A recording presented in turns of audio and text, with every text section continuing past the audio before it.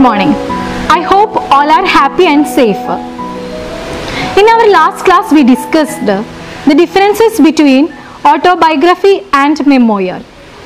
Then we started the second chapter, Pilgrim at Tinker Creek, written by Annie Dillard. Annie Dillard is a popular American writer, poet, novelist, naturalist, essayist, critic, theologist and singer. Her autobiography is An American Childhood. Pilgrim at Tinker Creek is her memoir. This book won the Pulitzer Prize for non-general fiction. Pilgrim at Tinker Creek is an exciting meditation on nature and its seasons. It is personal narrative of writer's exploration during a whole year on foot in her neighborhood in Tinker Creek in Virginia.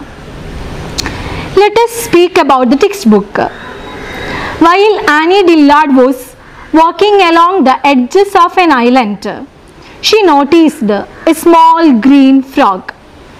It was exactly half in and half out of the water.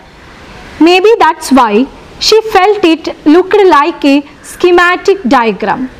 Schematic diagram of an amphibian. What it is schematic diagram? Schematic diagram means symbol diagram. Okay. So when Annie Dillard looked at this small green frog, she felt it is a schematic diagram of an amphibian. But it didn't jump.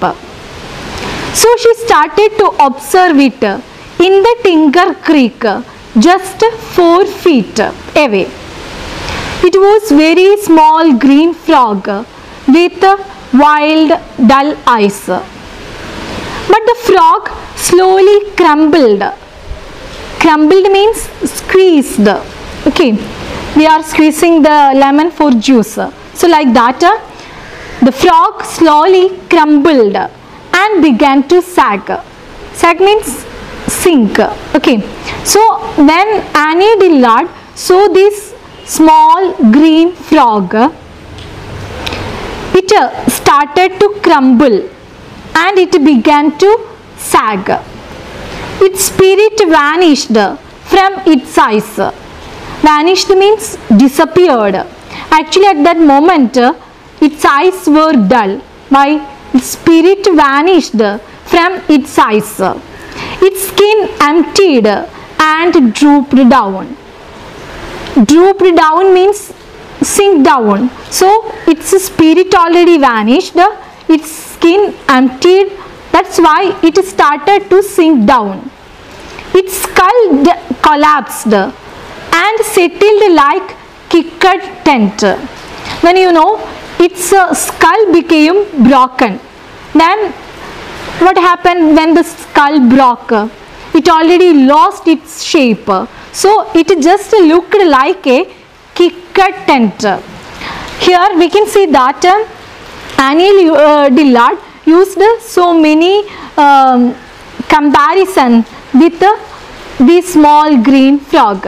When she first saw this small green frog, she says it just looked like a schematic diagram.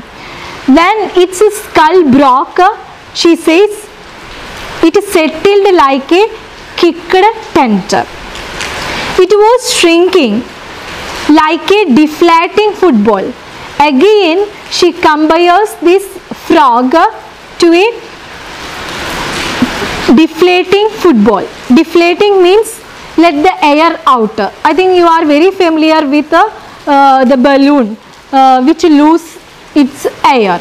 So she says when it is shrinked means become smaller in size. When it starts to shrink, it looked like a deflating football. Its skin became formless as pricked balloon. Then it started to float like bright scum on the top of the water. Some means layer of froth on the surface of a liquid. That means it already lost its shape. Its skull already broken. Then its skin emptied. It started to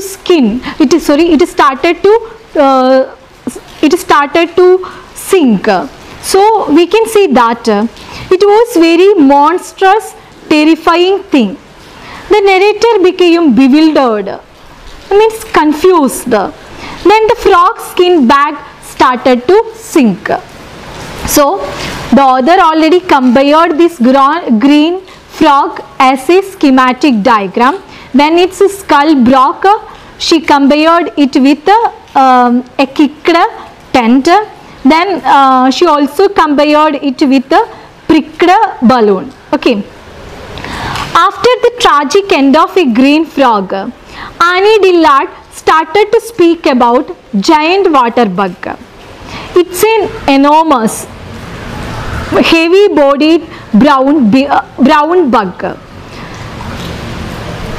Giant water bug, it is very big in size. It is brown in color. It eats insects, tadpoles, fish and frogs. It seizes a victim using its forelegs. I told you it has a very powerful forelegs. Using those forelegs, it started to hold the victim very tightly. It hugs it tight and paralyzes it with the enzymes injected during the vicious bite. Vicious means very cruel. Then at first it started to hug the victim very tightly. After that, using the vicious bite, it started to inject the victim into the body of the victim. Through the one bite, the poison that dissolves in the victim's muscles and bones and organs. This enzyme is very powerful. It has the power to dissolve the muscles, bones and organs. Then the giant water bug sucks out. Sucks out means pull out. Then after injecting the enzyme into the victim's body, the giant water bug started to suck out and reduced to a juice. How we are sipping the juice? Like that, by using this enzyme, it started to drink the frog as a juice. This event is very common in freshwater. The narrator understood the frog being sucked by the giant water bug. I think all of you understood how giant water bug killed a small green frog. Giant water bug, it is very enormous, brown in color. It has very powerful forelegs. Using the forelegs, it started to hug the victim. After that, it injected the enzyme into the body of green frog. When the enzymes paralyzed the green frog, it started to sip the frog just like a juice.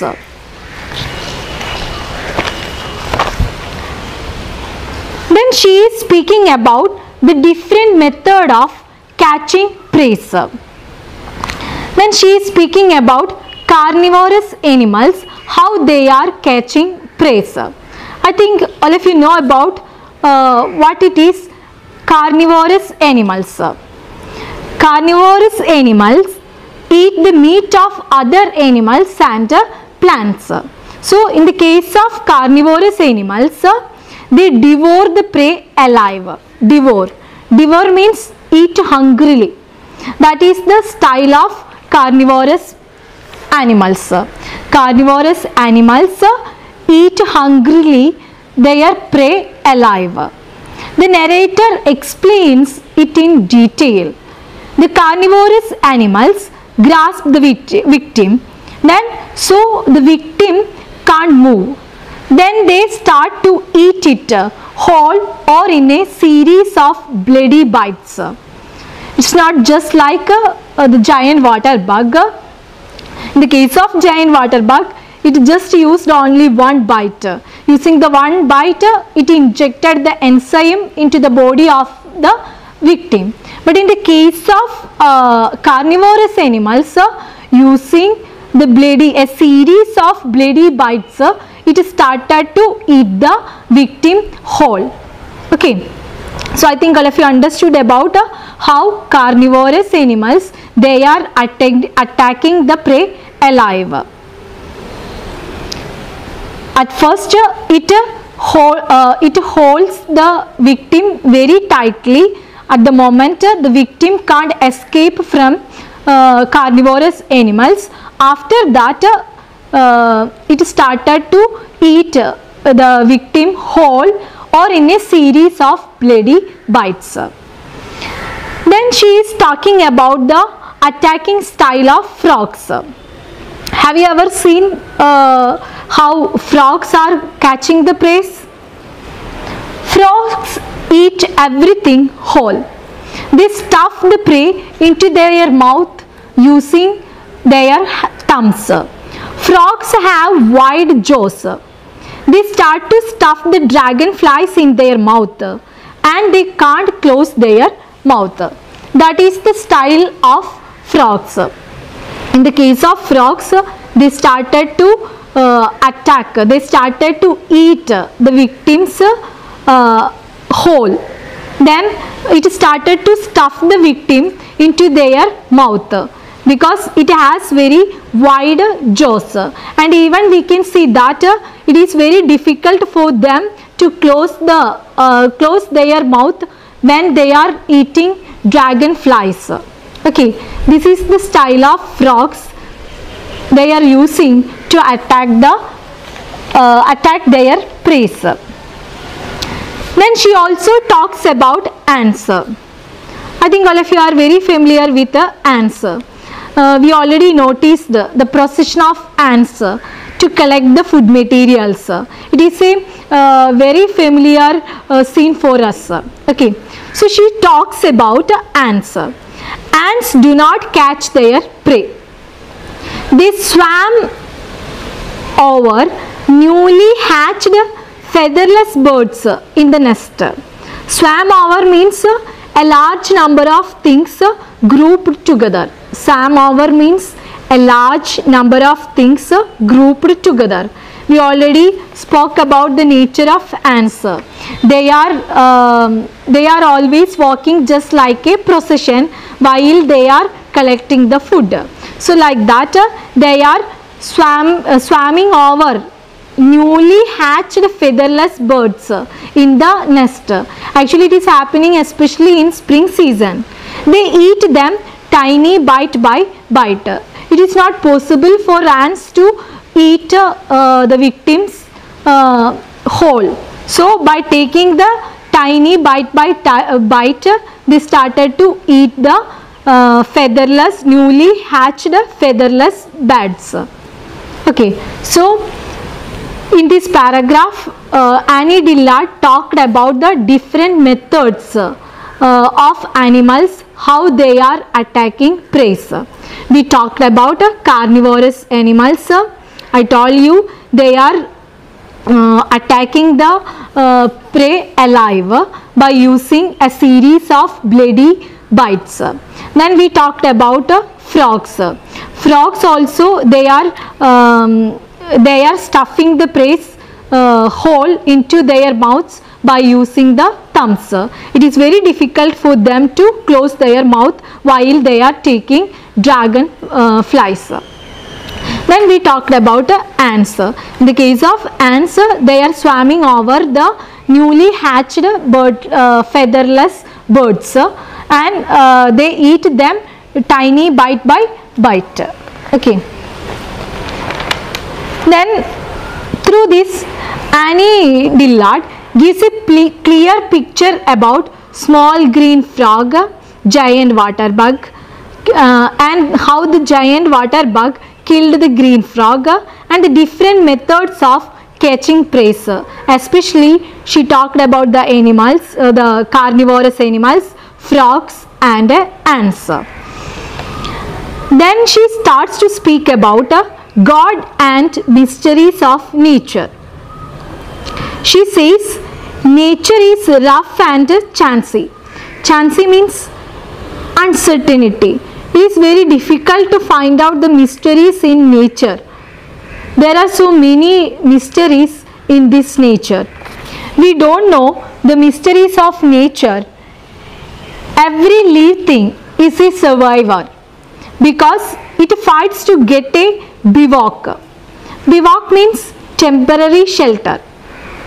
Every living thing, they are very good survivors. They try to find out a shelter, temporary shelter in this nature. They are very confident they can face the challenges because they believe that they are also they were also made by God. So they believe that they can face all the problems which they are facing. Even we know the reality, it is not possible to survive throughout the entire life. But humans are ready to believe it. I told you they are trying to survive it because human beings believe they are created by God. Then Annie Dillard speaks about Quran. In Quran, Allah asks a question. The meaning of that question is, the heaven and earth and all in between thinkest thou. Thinkest means think. Thinkest means think. Thou means you. I made them in just. Annie Dillard speaks about Quran. In Quran, Allah asks the question. The question is, the heaven and the earth and all in between thinkest thou, I made them in just. This is the question is asked by Allah in Quran. You know what is the meaning of this question? She says in Quran, Allah asks a question. The question's meaning it is, between the heaven and earth, Allah made human beings just for a joke. Have you thought so? Just for a joke, God already created these human beings. Do you think so? She also says it is very good question. So definitely every time university asking what it is the question Allah asks in Quran. So its meaning is, between the heaven and earth, Allah made human beings just for a joke.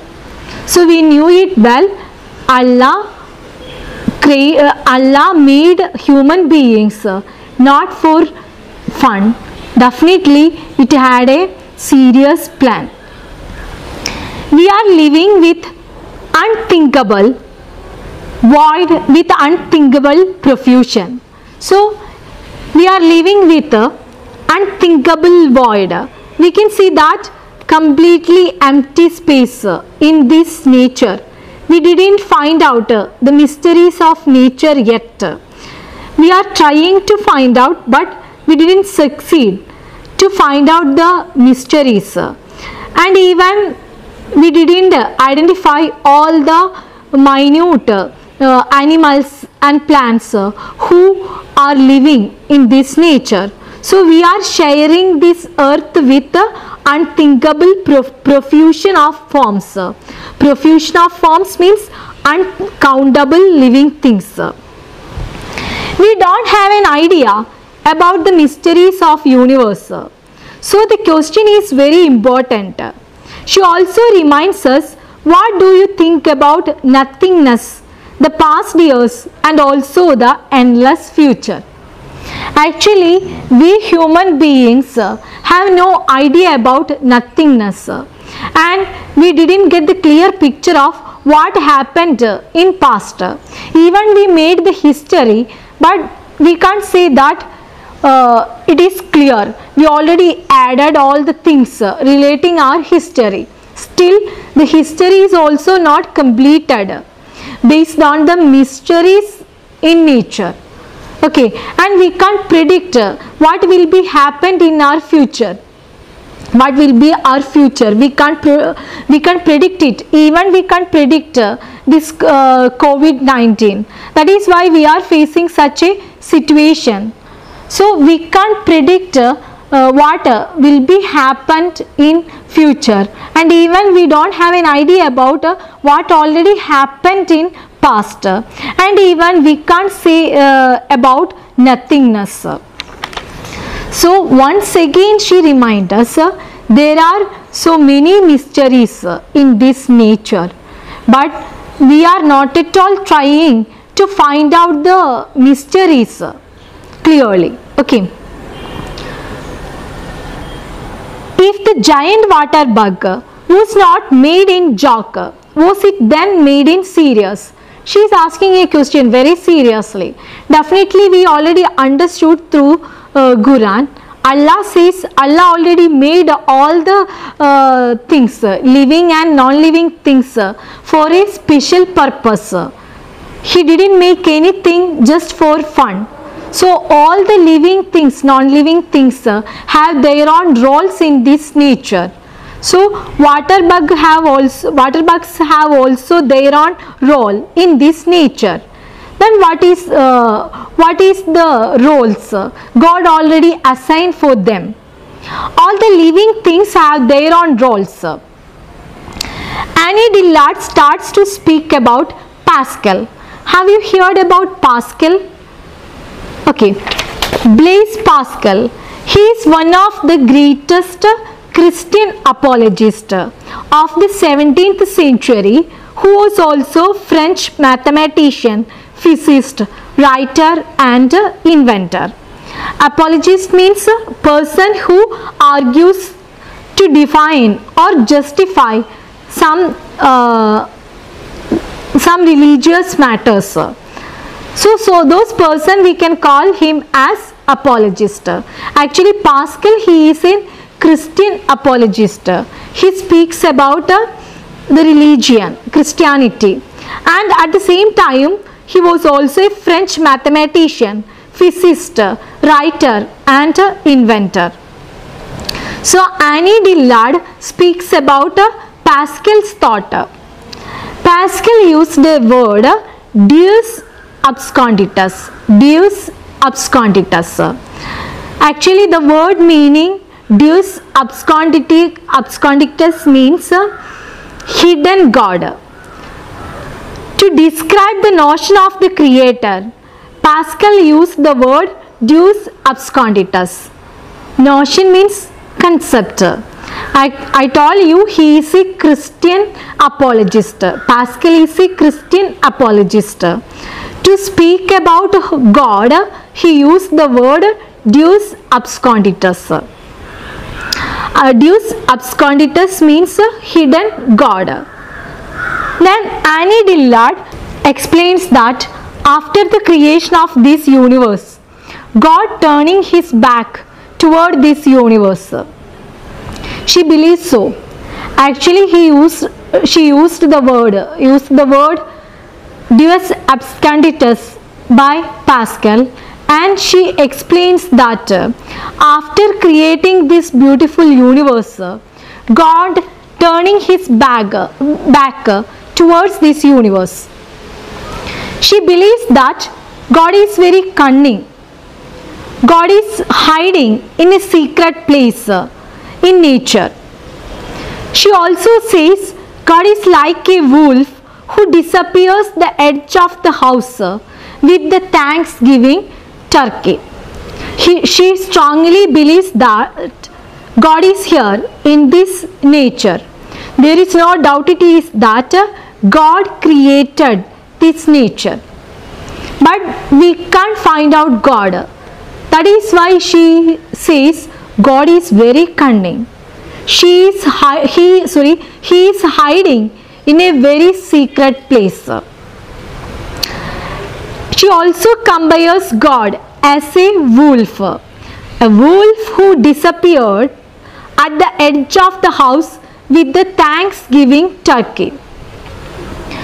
Through this we can understand that Annie Dillard is searching for God in nature. She is sure God is in the nature, but it is very difficult to find out the secret place of God. Then Annie Dillard concludes this article with the concept of Albert Einstein. I think all of you are very familiar with Albert Einstein. So Albert Einstein said, God is subtle but not malicious. Subtle means difficult to analyze.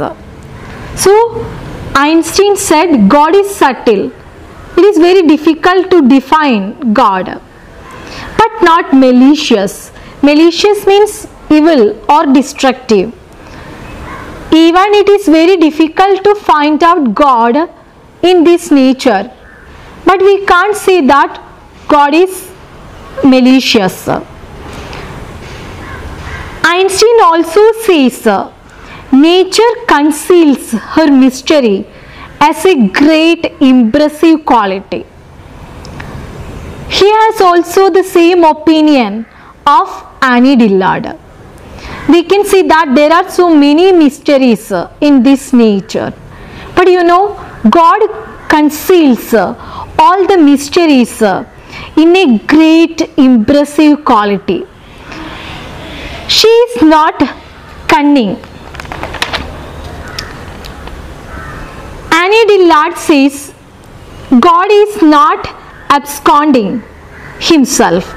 Absconding means concealing. Then again she revealed that God is not concealing himself, but he spreads in subtle and grand. So actually God is here in this world, but it is very difficult to find out, but he concealed in a very secret place, in a very impressive way. But we can feel blindly a part of it. We can feel the presence of God in this nature, but we can't find out the secret place of God. That is why Einstein also says God is subtle. It is very difficult to analyze God, but he is not malicious. He is not cunning. Even Annie Dillard also used the word cunning. He is cunning. God is cunning, just like a wolf. But in the case of Einstein, he says God is not cunning. He is subtle, but he is not malicious. Then she also uses the word hitherto shall thou come, set bars and doors. Hitherto shall thou come, set bars and doors. By using these words, Annie Dillard says God gave a limitation to reach to God. Definitely he fixed a limitation. He will not allow us to reach to God. There are so many limitations to human beings to reach at God. But we can move till those bars and doors. He just fixed some doors and bars. Till those doors and bars we can move. But we human beings are not at all ready to reach at that limitation. We are not at all ready to try it. We are just wasting the time by playing Pinochle. Pinochle, it's a North American card game for 2 or more players using a 48 card pack. So she says human beings are not at all interested to find out where is God, where is his secret place in nature. Actually we people are just wasting the time, just wasting our life. Then she says people are playing the game. She also gave an example, Pinochle, the game Pinochle. I told you it's a game, a North American card game for 2 or more players. They are playing with 48 card pack. So she says all these things.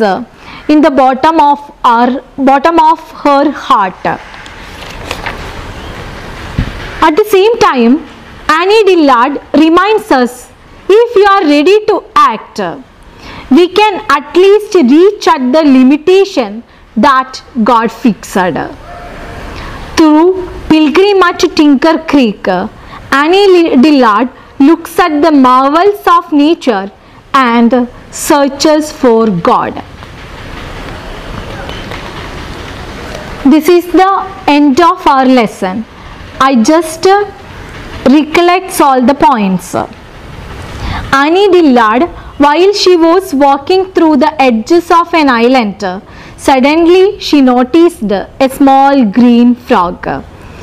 It was partly out in the water and in the water. That is why she felt it looked like a schematic diagram, but it didn't jump. That is why she started to observe it very keenly in the Tinker Creek, just 4 feet away. At that moment, the giant water bug attacked the green frog. At first, using its forelegs, it held the frog very tightly. After that, it injected the enzyme into frog's body. That enzyme dissolves the muscles and bones of the frogs. As the result, we can see that frog's skull broke. It looked like a kicked tent.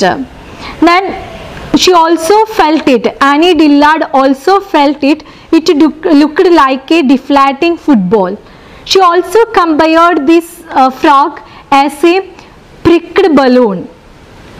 Then we already identified the pathetic death of a green frog. Then she started to speak about different methods of attacking prey. First, she talked about carnivorous animals. Carnivorous animals means the animals who eat animals and plants. They are eating the animals alive by the bloody bites. At first, they are holding the victim very tightly. Then the victim can't move. Then they started to eat by the bloody bites. Then she talked about the attacking style of frogs. Frogs, they are eating the prey alive and whole. It is stuffing the prey into their mouth using their thumbs. It is very difficult for the frogs to close their mouth while they are eating a mouthful of dragonflies. Then she talked about ants. Ants, they are swarming over the newly hatched featherless birds, and using the tiny bite they are eating those featherless birds. Then she is asked the question to us, the same question Allah asked in Quran. Between the paradise and earth, God created the human beings just for joke. She also reminds us it is a very good question. That means God created all living things very seriously.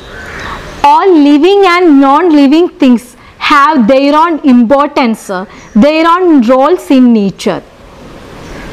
But we human beings can't identify the mysteries in this nature. We are living with uncountable living and non-living things. We don't have any idea about those living and non-living things. We didn't identify them. There are so many mysteries in nature. That is why she also quoted the word of Pascal. Pascal, I told you, he is a Christian apologist, French mathematician, physicist, writer and inventor. He used the term Deus absconditus. Deus absconditus means hidden God. Pascal was sure God is hidden in this nature. So Annie Dillard just used the word Deus absconditus, the hidden God. So she says God is here in this nature, but He is concealing in a very secret place. We don't know what it is, the secret place. That is why she also compares God as cunning like a wolf. The wolf conceals in the corner of a house with a Thanksgiving turkey. Then Annie Dillard also uses Einstein's word. Einstein reveals that God is subtle but not malicious. Actually, Einstein also faced so many challenges. I already told you, we human beings are very good survivors.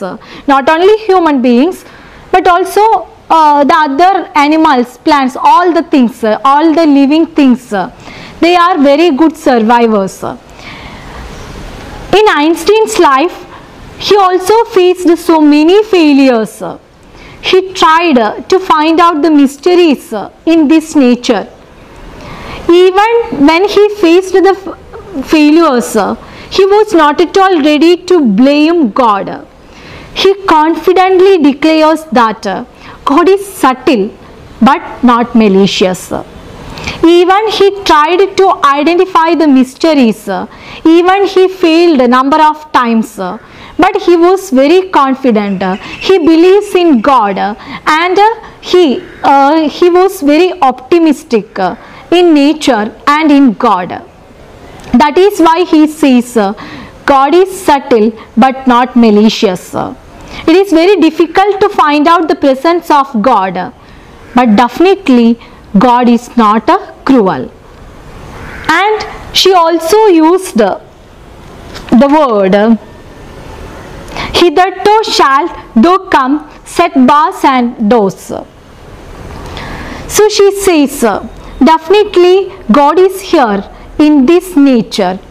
It is very difficult to identify Him because God Himself made the doors and bars from Him. But you know, there is a limitation. Actually, till that limitation we human beings can go. But in the case of human beings, we are not at all ready to act. We are not at all ready to reach at least those bars and doors. That is why still we can say that there are so many mysteries in this nature. That is why she gives an encouragement for us to find out the mysteries in nature. How we can find out the mysteries? At first, we started to love nature. We started to identify the nature. We started to believe in nature. Then definitely we can reach at least the limitations God already fixed from Him. So there is no doubt it is through this beautiful memoir, Pilgrim at Tinker Creek, Annie Dillard, she is giving a marvels of nature and she is searching for God. Even while we are going through this memoir, we will also feel the beauty of this nature. We can also feel to find out the mysteries of nature.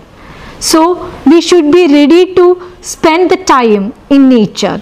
Actually, we people are wasting our time. Here she speaks about the game Pinochle. In our life, we are using so many things to kill the time, I think. So we are ready to look at nature. We are ready to spend more time in nature. Then definitely at least we can go through the limitations God already fixed. At least we can identify some of the living and non-living things in this beautiful nature. So this is the memoir. I told you she is sharing her experience in Tinker Creek almost a year. I think all of you travelled with Annie Dillard's memoir Pilgrim at Tinker Creek. In this journey, we already identified how a giant water bug killed a small green frog. Then we also discussed different methods of catching prey. We discussed the attacking style of carnivorous animals, frogs and ants. She also asked a question from Quran. Allah asked a question in Quran that is also very important. Between the paradise and earth, God created man just for joke. She also added this important question to make us understand God created all human beings and animals, plants and non-living things just for fun. All the things have their own roles in this nature. But we human beings, we are not at all ready to identify the mysteries. We are living with uncountable, unknowing living things. She also quoted the word of Pascal, the great Christian apologist, Deus absconditus, hidden God. By using this word Deus absconditus, she says God is here in this nature. God is very cunning like a wolf. God is concealing in a secret place. She also adds Einstein's vision relating God. Einstein says God is subtle but not malicious. It is very difficult to identify God, but God is not so cruel. Then she also reminds us God already fixed so many bars and doors. That is why we can't reach to the God. But it is possible to reach near the limitations. So, we human beings should be ready to identify the mysteries. At least we should try to reach at the limitations. Nowadays, we people are spoiling our life without useful things. So, I hope all of you enjoyed this beautiful memoir of Annie Dillard, Pilgrim at Tinker Creek. So, we can meet the next class. Till then, stay home, stay safe. Thank you.